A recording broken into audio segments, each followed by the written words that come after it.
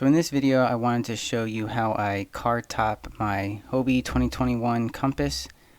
Did do a previous video on how I actually take it down and load on my gear, and I'll leave a link in the description. It's the first 6 minutes of that video, so you can check that out. But here you go. I pretty much start with just packing the main things, the big things like the trolling motor, the battery that's in the crate, and then taking my fishing rods. I put those in the front seat, the passenger seat with the seat down. And it helps if you have less stuff, but you know, if you do tend to bring a lot of stuff, it's just good to have it organized and in one place so that there's less of this packing in the car. So yeah, you saw there, putting the net away, putting the flag away, and that's pretty much it. So now I'm taking the kayak off the wheels just like that. Now the placement of this kayak is strategic, because what I will do, as you'll see, is pivot this on the back of the kayak, and then the front will be in a good position to put on the roller.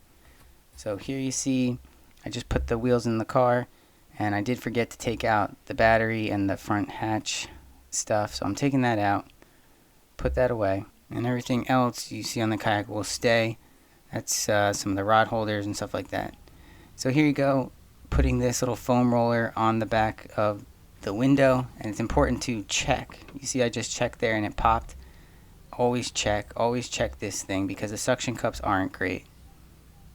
And now what I'm doing is just checking the foam pieces that are on my roof rack crossbars. Just want to make sure they're aligned, they're in the center, so that when I put this on there I don't have to readjust them too much.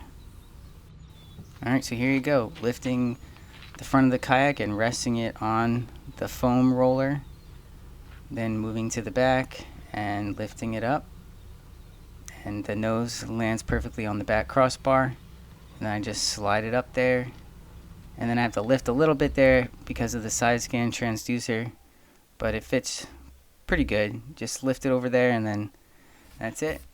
Put the foam roller back in the car, get the straps, throw one strap over to the other side, not the side that has the buckle, so you don't crack your window on the other side. Then I'll move around to the other side, do the same thing, loop it under the crossbar, throw it back over, and same with the front, loop it under the crossbar and throw it back over. Now that's all that's left to do, is just tie it down with the buckle, and that's what I'm doing here. The placement of the buckle itself is somewhat strategic too, so that it's just easier to clamp it down. So, you know, all these sort of things you kind of learn to dial in after you do it over and over again. But it is like these little things that help with the speed of taking it down later. So, you know, it's important.